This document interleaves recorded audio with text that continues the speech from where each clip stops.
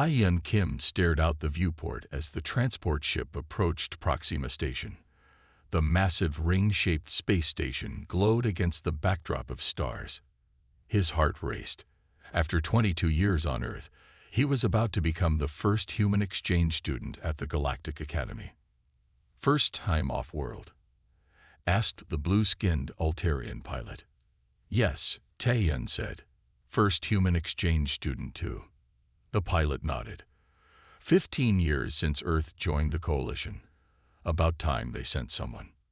Tae-hyun clutched his bag tighter. Inside was his most prized possession, a small data crystal containing his family photos and his engineering notebooks. He had won this spot through a global competition.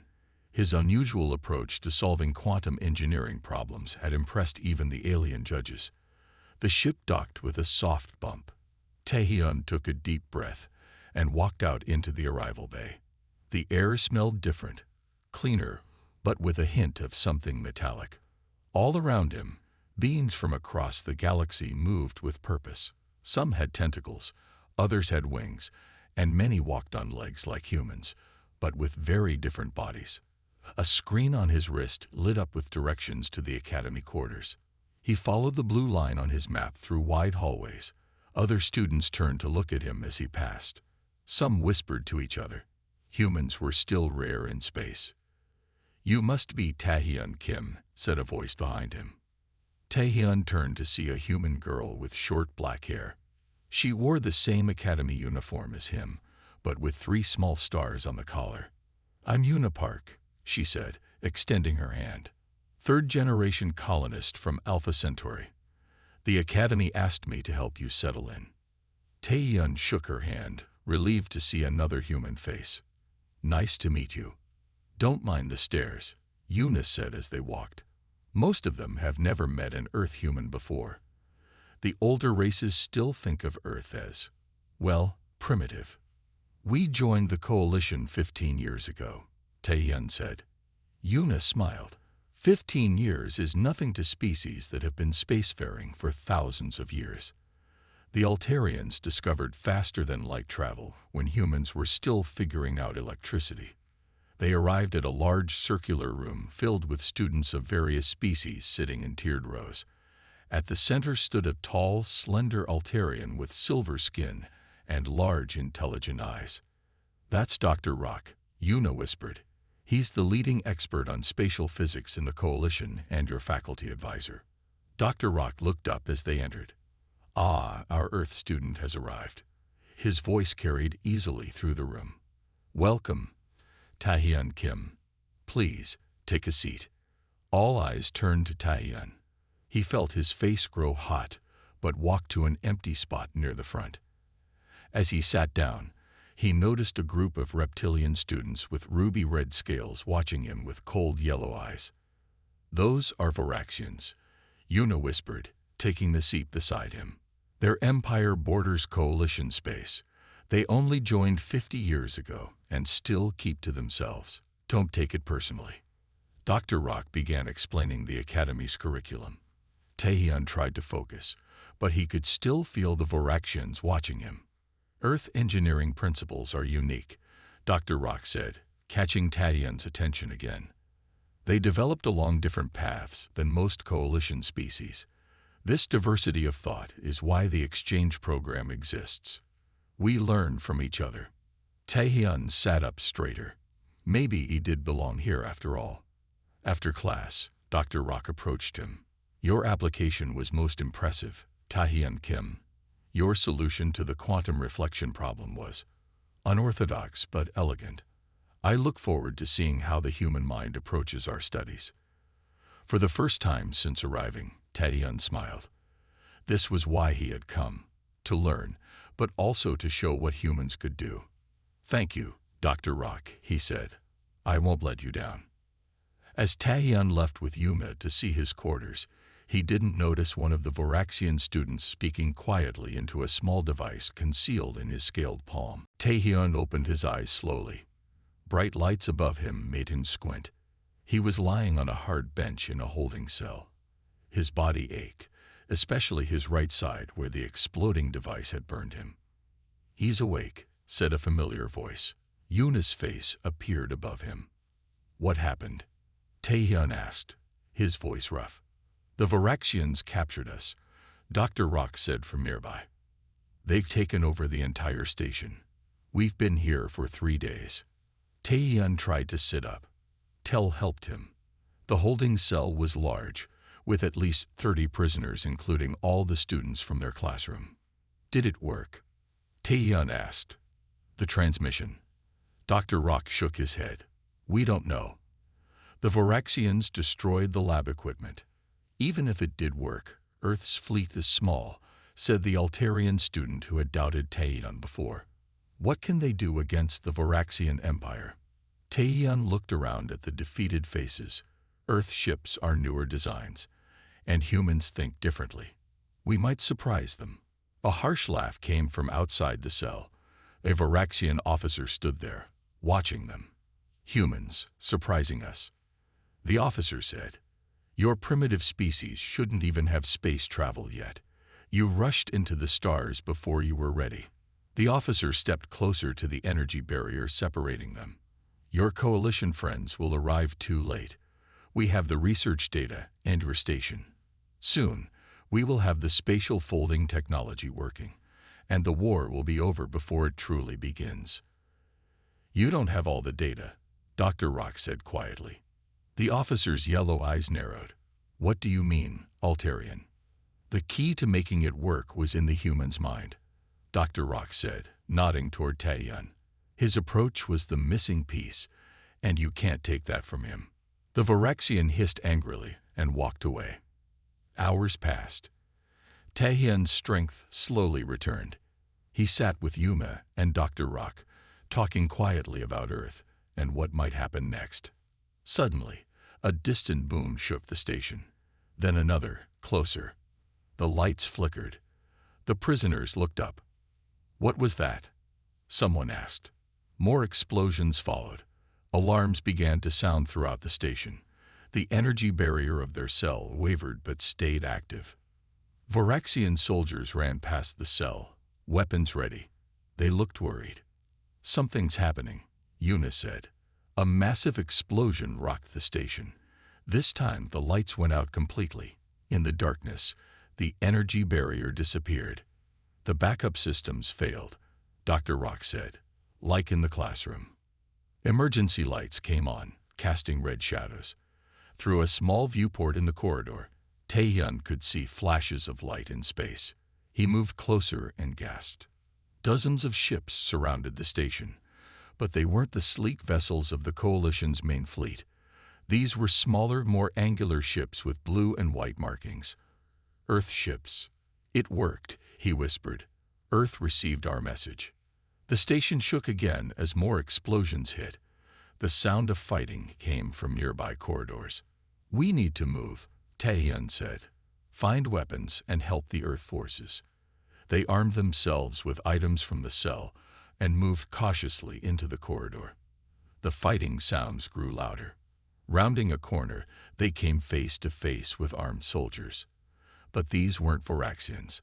They wore blue uniforms with the Earth Defense Fleet emblem. Humans, the lead soldier said in surprise.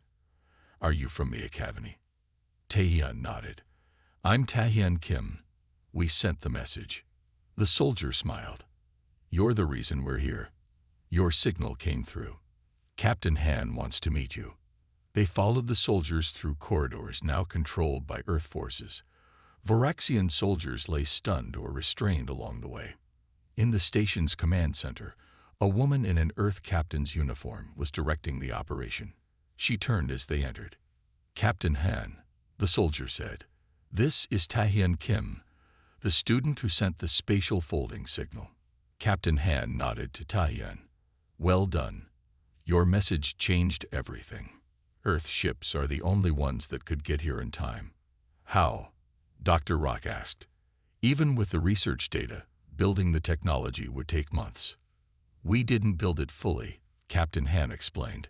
We adapted the principles into our jump drives, creating a partial fold. Not as effective as true spatial folding will be, but enough to get us here ahead of the Varaxians' expectations. She touched a screen, showing the battle outside. Earth ships were much smaller than Varaxian vessels, but moved with incredible speed, appearing and disappearing using their new jump technology. The Varaxians didn't expect us, Captain Han said. They thought humans were too primitive to matter in this war. Taehyun smiled. That was their mistake. 3 weeks had passed since Taehyun arrived at Proxima Station. He sat in the Academy's food hall with Yuna, picking at his meal, a blue paste that tasted like fish, but wasn't fish at all. "You'll get used to it," Yuna said, noticing his face. "I still miss real Korean food sometimes." Taehyun looked up as 4 coalition peacekeepers walked through the hall. Their blue uniforms stood out among the Academy's gray and white clothes. This was the 3rd patrol he had seen today. "Have you noticed more soldiers around lately?" he asked. Yuma nodded. "Started about a week ago. They added 2 new security checkpoints near the docking bays too." "Did something happen?" Yuna leaned closer. "My roommate works in communications. She says there are rumors about problems at the border. Varaxian ships crossing into coalition space." Taehyun glanced across the hall where the Varaxian students sat together. They spoke quietly, their red scales gleaming under the lights. "In class yesterday, the big one with the scar, bumped into me on purpose," Taehyun said. "He said humans shouldn't play with technology they don't understand. They've always been unfriendly, but lately they seem angry about something," Yuna said. "Just stay away from them." Later that day, Taehyun entered Dr. Rock's advanced spatial physics class. The classroom's large viewport showed the stars and the curve of Proxima b below. Normally, this view calmed him, but today something felt wrong. Dr. Rock stood at the front, but he kept checking his communication device. His silver skin looked paler than usual. "Today we will discuss quantum displacement theory," Dr. Rock began. He paused as his device beeped again. He frowned at whatever message he received. Taehyun opened his notes. Quantum displacement was difficult even for advanced coalition scientists. Humans had only started to understand the basics. Still, Taehyun had ideas about it that Dr. Rock found interesting. As Dr. Rock explained complex equations on the display board, Taehyun noticed a coalition warship moving slowly past the viewport. Its weapons were active, something he had never seen before. Dr. Rock saw it too. He stopped mid-sentence, watching the ship. For a moment, worry showed clearly on his face before he continued teaching. Halfway through the class, Taehyun felt someone staring at him. He turned to see Da, the Varaxian student, watching him with cold yellow eyes. When their eyes met, Da didn't look away. Instead, he made a small cutting motion across his throat with one clawed finger. Taehyun turned back to his notes, his heart beating faster. The threat was clear. After class, he approached Dr. Rock. "Professor, is everything okay? You seemed worried today." Dr. Rock looked around to make sure they were alone.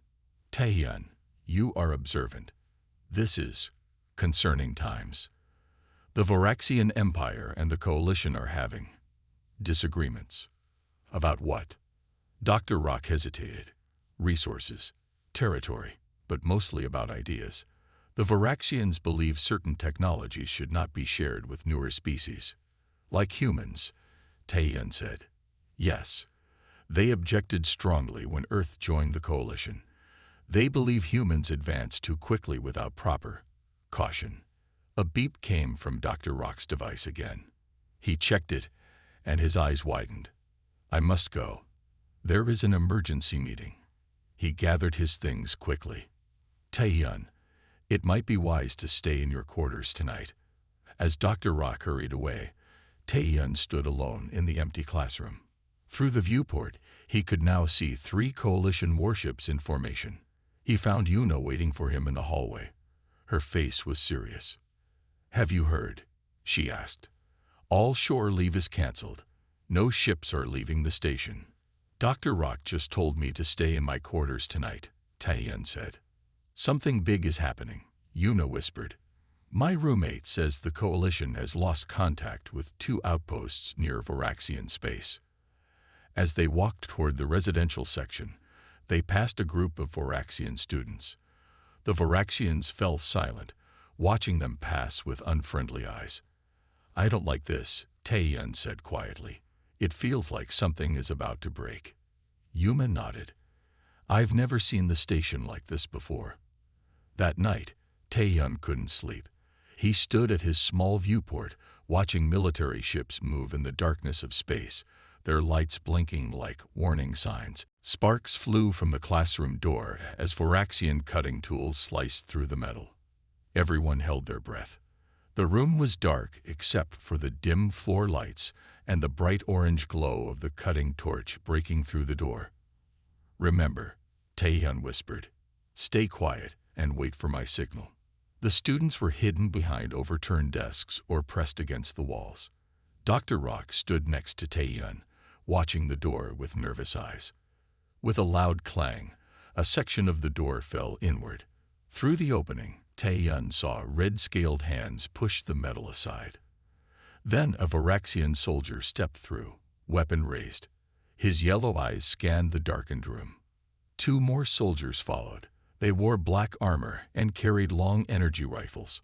One spoke into a wrist device. "Section secured. Classroom appears empty." The lead soldier took another step forward. His boot touched the clear liquid Tae-yun had spread across the floor. The Voraxian didn't notice. "Check for survivors," he ordered. "The professor is priority." As the 3 soldiers moved further into the room, Tae-yun pressed a button on his tablet. A small spark jumped between 2 wires near the door. The liquid on the floor ignited instantly. Blue flames raced across the classroom, surrounding the Voraxians. They shouted in surprise, but weren't hurt. Their armor protected them from the low-temperature fire. But that wasn't the point of the flames. "Now," Tae-yun shouted. Yuna pulled a lever. Above the Voraxians, a section of ceiling tiles fell, dumping a mixture of chemicals onto the soldiers. The flames heated the mixture, creating a thick, sticky substance that clung to their armor and weapons. The Voraxians tried to shoot, but their weapons were gummed up. One soldier reached for his communicator, but his fingers were stuck together. Before they could recover, 4 students rushed forward with makeshift clubs made from chair legs. They struck the Voraxians hard at the joints of their armor, the weak points Tae-yun had identified. The soldiers fell, immobilized by the sticky substance and the targeted blows. In less than a minute, all 3 were unconscious on the floor. "It worked," Lex said in disbelief. "Your primitive trap actually worked." Tae-yun and Yuma quickly collected the Voraxian weapons. Dr. Rock examined one of the unconscious soldiers. "They will live," he confirmed, "but they will be unconscious for some time."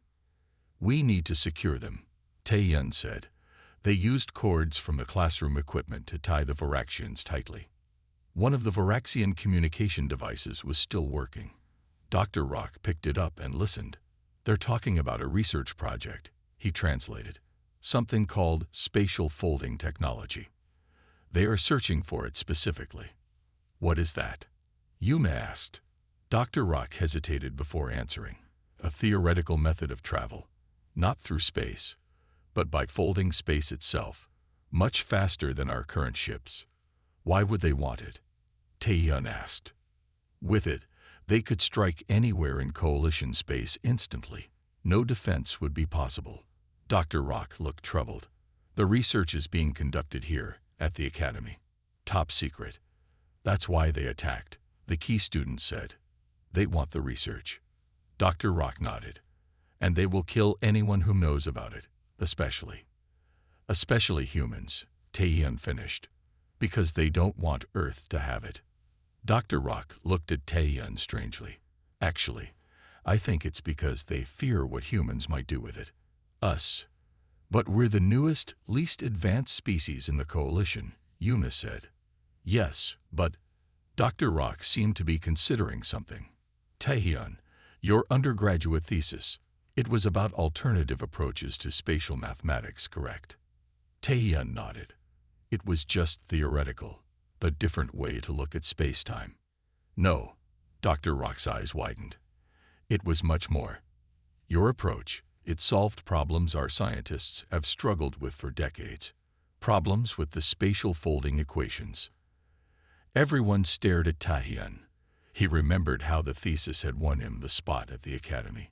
He thought it was just an interesting new idea. Earth mathematics developed differently from ours, Dr. Rock explained to the other students. Without contact with other species for thousands of years, humans created unique approaches that might be the key to completing the technology. And the Viraxians know this, the Altarian students said. That's why they're killing humans. They're afraid. A noise from the corridor interrupted them. More Viraxians were coming. We need to move, Dr. Rock said urgently. The research lab is 3 levels down. If the Viraxians get that data, the war is lost before it begins. He looked at Tahian. And I believe you may be the one person who can complete it. With Commander Krav and his soldiers defeated, Dr. Rock quickly worked to unlock the research lab. His silver fingers moved rapidly over the security panel. The Viraxians have not breached this room yet, he said with relief as the door slid open. Inside, the lab was untouched. Complex equipment filled the space. Large screens covered the walls, displaying equations and 3-dimensional models of warped space. This is it, Dr. Rock said. All the research on spatial folding technology. Taehyun stared at the equations. They were incredibly complex, but somehow familiar. Parts of them resembled his own work from Earth. We need to secure this data, Tel said. If the Viraxians get it. More are coming, Yuma interrupted. She had been watching the corridor. At least 10 soldiers. Heavy weapons. Dr. Rock moved to the main computer. I will download the research data. We can take it to a secure location. He inserted a data crystal into the system and began the transfer. A progress bar appeared on the screen. It moved slowly. That will take too long, Taehyun said. We need another plan. Yuna looked around the lab. There's a communication array in the corner. Is it working? Tel checked it. Yes, but all standard communication channels are blocked by the Viraxians. Taehyun studied the array. Then he looked at the spatial folding equipment that filled half the lab. Dr. Rock, he said slowly, could we use the spatial folding principles to send a message? Dr. Rock looked up from the computer. What do you mean? Not to fold space for travel, but to create a small temporary fold for data transmission.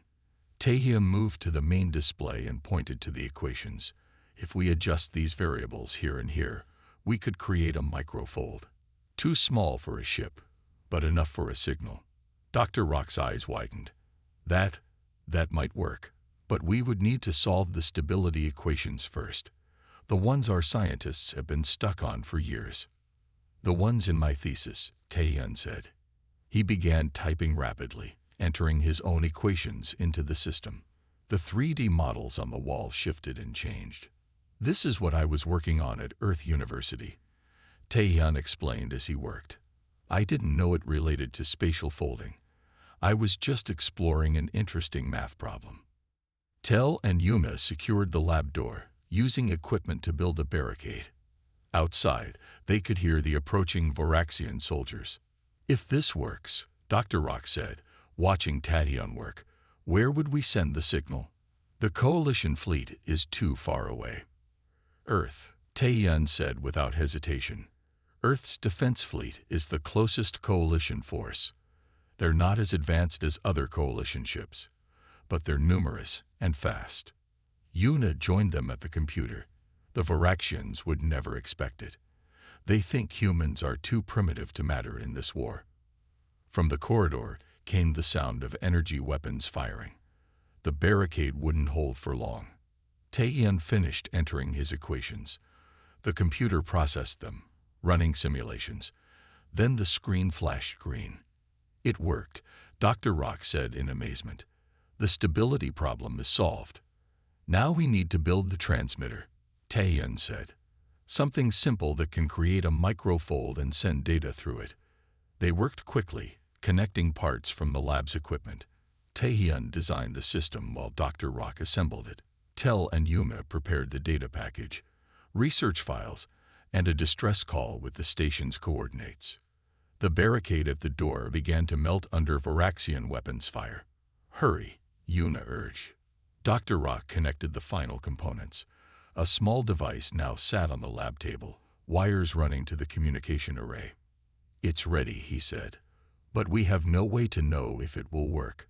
This has never been done before." Tae-yun checked the calculations one last time. The fold will only last for 3 seconds, just long enough to send the data. The lab door buckled. Parts of the barricade fell away. "Now or never," Yuma said. Tae-yun took a deep breath and activated the device. It hummed and vibrated. On the screens, a small distortion appeared in the model of spacetime, a tiny fold reaching all the way to Earth. "Sending data," Dr. Rock announced. The device glowed brighter. Warnings flashed on the screens. "It's becoming unstable," Tell warned. "Just a few more seconds," Tae-yun said. The lab door crashed open. Varaxian soldiers poured in, weapons raised. "Transmission complete," Dr. Rock shouted. As the first energy blasts hit the equipment around them, the device on the table exploded in a flash of blue light. Tae-yun was thrown backwards, pain searing through his body. The last thing he saw before darkness took him was Varaxian soldiers surrounding them, and Dr. Rock's voice fading. "The message is sent. Now we wait." With life support working again, the classroom felt less like a tomb. Students rested easier, though fear still hung in the air. Tae-yun sat with Dr. Rock and a small group near the classroom's communication panel. They had managed to fix it enough to pick up station transmissions. "All section leaders report status," a voice crackled through the speaker. "Varaxian forces have secured levels 3 through 7. All personnel are ordered to surrender." Dr. Rock adjusted the frequency. Another voice came through, this one speaking the harsh Varaxian language. Dr. Rock's expression darkened as he listened. "What are they saying?" Tae-yun asked. "They are hunting for specific people," Dr. Rock translated. "Science officers, engineers, and teachers of advanced physics." "They want the station's research," said the key student. "Yes," Dr. Rock replied, "but they are also saying something else." He paused. "They are executing humans on sight." A cold silence fell over the group. Yuna's face went pale. Tae-yun felt his heart racing. "Why?" he asked. "Why target humans specifically?" "They say humans are." Dr. Rock seemed reluctant to continue. "Worthless primitive mammals, not worth keeping as prisoners." The Altarian student looked away, embarrassed.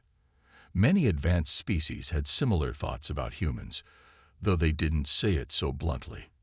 Another transmission came through. "Varaxian forces approaching Section 12. All units prepare." Dr. Rock turned off the speaker. "That is this section. They will be here soon." "What do we do?" Yuna asked, her voice steady despite her fear. The room fell silent. Then one of the advanced students, a tall crystalline being named Lex, spoke up. "We could create a temporal displacement field," Lex suggested. "It would make this room exist slightly out of phase with normal spacetime." "We would need a quantum oscillator," another student said. "The lab has one, but we cannot reach it." "What about a neural disruptor?" the key student suggested. "We could reconfigure the teaching displays to emit a frequency that overwhelms Varaxian neural pathways." "That would require specialized equipment too," Dr. Rock said. Tae-yun listened to their complex, advanced solutions, all impossible with what they had, all requiring technology they couldn't access. "We need something simpler," Tae-yun said quietly. Everyone turned to look at him. "What do you mean, simpler?" Lex asked, a hint of dismissal in his voice. "On Earth, we study old wars," Tae-yun explained. "Before we had advanced technology, soldiers had to use what was available." "Primitive warfare?" the Altarian student asked. "How would that help against Varaxian battle armor?" Tae-yun stood up and looked around the classroom. They'll expect high-tech resistance. They won't look for simple traps. What kind of traps? Yuna asked. Things their scanners won't detect, Taeyun said. No energy signatures, no technology, just physics and chemistry. He walked to the supply cabinet where teaching materials were stored. Inside were basic chemicals for demonstrations, tools, and various materials. Dr. Rock, does the fire suppression system still work? Taeyun asked. Dr. Rock checked his panel. Yes, it operates on a separate system. Good. Taeyun began taking out chemicals and tools. And the door, when it opens, does it slide up or to the side? It slides up, Dr. Rock said, beginning to understand. What are you planning? They'll cut through the door, Taeyun explained. They'll expect us to surrender or try to fight with whatever weapons we have, which is nothing. They won't expect traps from Earth's history. Taeyun gathered the students around and explained his plan. Some looked doubtful, but they had no better ideas. This is primitive, Lex said. Crude. Yes, Taeyun agreed. That's why it might work. Varaxians rely on technology. Their scanners look for energy signatures and advanced materials. They won't look for simple physics and basic chemistry. Dr. Rock studied the plan. This could injure or kill them, he said. Many of us are scientists, not soldiers. They're executing humans on sight, Yuna reminded him. We have no choice. Dr. Rock nodded slowly. Very well. Let us begin. The class split into groups. Some mixed chemicals under Taeyun's direction. Others rearranged furniture. Yuna and two others worked on a device near the ceiling. Outside, they could hear movement in the corridor. Metal cutting tools whined against the sealed door. Time was running out. Ready? Taeyun asked, looking at the classroom that had become a battlefield. Everyone took their positions. Dr. Rock nodded at Taeyun. Now we will see if human warfare has something to teach the galaxy, he said. Taeyun, Dr. Rock, Yuna, and the key student named Tel moved carefully through the dark corridors of Level 4. They had taken the emergency maintenance shafts down from the classroom, leaving the other students to guard their position. Taeyun held a Varaxian energy rifle. It felt heavy and strange in his hands. He had never fired a weapon before. 2 more levels to the research lab, Dr. Rock whispered. We must hurry. They reached a junction where 3 corridors met. Dr. Rock paused, listening. Distant sounds of fighting echoed from one direction. Some station security must still be resisting, Yuna said. They chose the quieter path and moved forward. As they rounded a corner, they came face to face with 2 Varaxian soldiers. Both sides froze in surprise. Taeyun raised his weapon, but he was too slow. One of the Varaxians fired. The energy blast hit the wall beside them, sending everyone diving for cover. Tel moved with unexpected speed. The insect-like student leaped forward, using all 6 limbs to tackle one Varaxian to the ground. The second soldier aimed at Tel, but Yuna fired her captured weapon first. The blast caught the Varaxian in the shoulder. He stumbled back, but didn't fall. Taeyun watched in horror as the wounded soldier turned toward Yuna. Before he could think, Taeyun rushed forward and swung his rifle like a club. It struck the Varaxian's head with a loud crack. The soldier dropped. Tel had pinned the other Varaxian down. Dr. Rock quickly used a stun setting on his captured communicator to render the soldier unconscious. Are you okay? Taeyun asked Yuna. His hands were shaking. She nodded, looking surprised at what he had done. That was unexpected, Dr. Rock said, studying Taeyun. Most academic species would not have such direct combat instincts. I played baseball on Earth, Taeyun said. It was just a swing. Dr. Rock tilted his head. Baseball. A game, Taeyun explained. You hit a ball with a stick. Humans play games that prepare them for combat. Tel asked with new interest.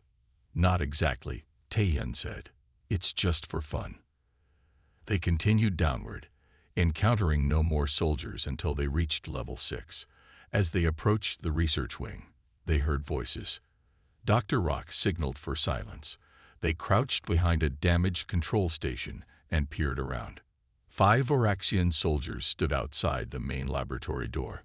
A larger Voraxian, in more elaborate armor, was directing them as they tried to break through the security system. "That's Commander Krav," Dr. Rock whispered, one of their military leaders. "How do we get past them?" Yuna asked. Taehyun studied the situation. "We need a distraction." He looked up at the ceiling where fire suppression nozzles were spaced evenly. Then he examined the Voraxian rifle in his hands. "If I adjust the energy output and fire at the sprinkler system, it might trigger the water release," he said. "That could give us a few seconds of confusion." "It won't work," Tel said. "They'll see where the shot came from immediately." Taehyun thought for a moment. "Then we need multiple distractions. Dr. Rock, can you access the emergency systems from that control panel?" Dr. Rock moved to the damaged panel. "Partially. I can control lights and doors in this section." "Good," Taehyun said. "Here's the plan." 2 minutes later, they were ready. Taehyun nodded to Dr. Rock, who pressed a series of commands. Suddenly, all doors in the corridor began opening and closing. Lights flashed on and off. The Voraxians looked around in confusion. In that moment, Taehyun fired at the sprinkler system. Water rained down on the soldiers. As planned, Tel threw a handful of chemical packets from the classroom into the water. The chemicals reacted, creating clouds of thick steam.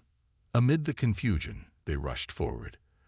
The Voraxians fired blindly into the steam, energy blasts hitting walls and ceiling. Commander Krav shouted orders, trying to organize his soldiers. Through the steam, he spotted Taehyun. "Human," he snarled, advancing toward Taehyun.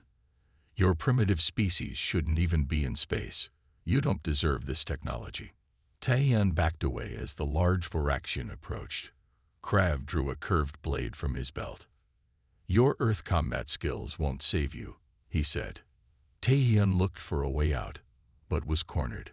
Behind Krav, he could see Dr. Rock and the others fighting the other soldiers. Krav lunged forward with surprising speed. Taehyun dodged, but the blade sliced his arm. He gasped in pain. The Voraxian commander smiled. "You humans are weak. Slow. Soft." Taehyun looked around desperately for a weapon. His rifle had been knocked away. Then he remembered his Earth training. Not baseball this time, but wrestling. A different kind of human game. Hours passed in the sealed classroom. The air grew colder and thinner. Taehyun could see his breath now. Some students huddled together for warmth, while others tried to pry open the sealed door without success. "Life support at 45% capacity," the computer announced. "Estimated failure in 3 hours." Dr. Rock stood at the main control panel, working with 2 senior students, a blue-skinned Altarian like himself and a tall insect-like Key. They had removed the panel cover and were examining the complex circuitry inside. "The main power coupling is fused," the Key student said. "Without proper tools, we cannot repair it. The secondary systems should have activated automatically," Dr. Rock replied, his voice tight with worry. "Something has damaged the backup pathways as well." Yuna sat next to Taehyun against the wall. "We can't just sit here and freeze," she whispered. Taehyun nodded, watching the alien students work. They were using advanced techniques he recognized from his textbooks, but nothing was working. The more advanced species in the class, the ones everyone respected, couldn't solve this problem. He thought about Earth, where technology sometimes failed, where people had to make do with what they had. Quietly, Taehyun moved to his desk and took out his personal tablet. It wasn't as advanced as Coalition technology, but it had something special, engineering software he had programmed himself. He walked to the far corner of the room where a small maintenance panel was located. On Earth, most systems had manual overrides. Perhaps here too. Taehyun pried open the panel with his stylus. Inside was a maze of glowing circuits and crystal power conduits, far more advanced than Earth technology. But the basic principles had to be similar. He connected his tablet to the system using his data cable. It shouldn't have worked. Earth technology connecting to coalition systems. But Taehyun had modified his tablet during his first week at the academy. "What are you doing?" Yuna asked, joining him. "Something that probably won't work," Taehyun replied. "But we need to try everything." His tablet screen flickered, then displayed a stream of alien code. Taehyun began working, translating the code into something he could understand. On the other side of the room, Dr. Rock and the advanced students were still failing. A crystal component sparked, and the Altarian student jumped back, his fingers burned. "It's no use," the key student said. "The damage is too extensive." The room grew colder. A female student with fur started coughing. The air was getting worse. Taehyun worked faster, sweat on his forehead despite the cold. Earth engineers were taught to improvise, to work with limited resources, to make do. He found what he was looking for, a secondary bypass that could redirect power from the classroom's information systems to life support. "We won't have lights or computers," he said to Yuna, "but we'll have air and some heat." "Do it," she said. Taehyun took a deep breath and entered the final command. The classroom went completely dark for 3 seconds. Then the floor lighting came back on, dimmer than before. The air vents made a grinding noise, then began to blow slightly warmer air. Life support stabilized at 60%. The computer announced, "Power rerouted to essential systems." Everyone turned toward Taehyun's corner. Dr. Rock hurried over, his large eyes wide with surprise. "What did you do?" he asked, looking at the open panel and Taehyun's tablet. "I bypassed the main systems," Taehyun explained. "On Earth, we're taught to create workarounds when standard procedures fail. I rerouted power from non-essential systems and created a manual control loop." Dr. Rock examined the connection. "This should not work," he said. "The systems are not compatible." "I know," Taehyun said, "but Earth technology has to adapt to work with many different standards. We don't have the luxury of a single unified system like the Coalition."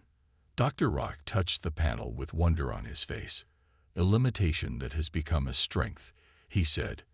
"You found a solution that we could not see because we never had to look for it." The other students stared at Taehyun, some with new respect, others with confusion. "How long will this last?" Yuna asked. "Maybe a day," Taehyun said. "After that, the power cells will drain completely." "A day might be enough," Dr. Rock said. "Enough time to find another solution." He placed a hand on Taehyun's shoulder. "You have shown us something important today. Sometimes the newest perspective sees what the oldest wisdom cannot." For the first time since the attack began, Taehyun felt a small spark of hope. Perhaps humans did have something valuable to offer after all. The next morning, Taehyun walked to class with heady eyes. He had barely slept. The station felt different today, tense, like the air before a storm. "You look terrible," Yuna said when they met in the hallway. "Couldn't sleep," Taehyun replied. "Did you hear anything new?" Yuna shook her head. "Communications are restricted now. My roommate says it's not good." They entered Dr. Rock's classroom and took their seats. Taehyun noticed 4 empty spots where Varaxian students usually sat, including Dae's seat. Dr. Rock began the lecture on quantum displacement theory. He spoke faster than usual, rushing through complex concepts. His silver skin looked dull, and he kept glancing at his communication device. "The theory suggests that space itself can be folded," Dr. Rock explained, drawing a diagram on the display board. "If we can create a temporary tunnel through folded space, travel time between distant points would be..." His device beeped loudly. Dr. Rock stopped and checked the message. His large eyes widened. "Professor," a student asked, "is everything okay?" Before Dr. Rock could answer, a loud alarm blared throughout the station. Red lights flashed along the walls. "Alert! Alert. The station's computer voice was calm but loud. This is not a drill. Security breach in sectors 7, 12, and 15. All personnel proceed to emergency stations. Students looked at each other in confusion and fear. Dr. Rock moved quickly to the classroom door and pressed his hand against the panel beside it. "What's happening?" someone shouted. "Stay calm," Dr. Rock said, though his voice shook slightly. "I am trying to." A massive explosion rocked the station. Taehyun was thrown from his seat as the classroom tilted sideways. Screams filled the air. The lights flickered and went out, leaving only the red emergency lights. When Taehyun scrambled to his feet, he saw something through the viewport that made his blood run cold. 5 large ships had appeared near the station. Their hulls were dark red with black markings, Voraxian warships. As he watched, the ships fired again. Energy beams cut through one of the coalition defense vessels, splitting it in two. The explosion lit up space like a small sun.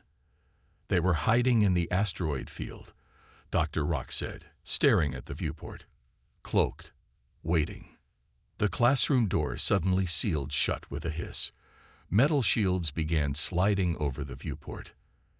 "Emergency containment activated," announced the computer. "All sections sealed." "Professor, what's happening?" Yuna asked, her voice shaking. Dr. Rock turned to face the 23 students. His expression was grave. "The Voraxian Empire has launched an attack," he said. "Not just here. My last message indicates simultaneous strikes across coalition space. This is war." A heavy silence fell over the room. Taehyun felt cold fear in his stomach. Earth had joined the coalition just 15 years ago. Humans had barely begun to understand galactic politics, and now they were part of a war. "We are sealed in this classroom," Dr. Rock continued. "The station's automatic defense system has isolated all sections to prevent decompression and fire spread." "So we're trapped?" a student asked. "For now, yes," Dr. Rock answered. "The system will." The remaining lights went out.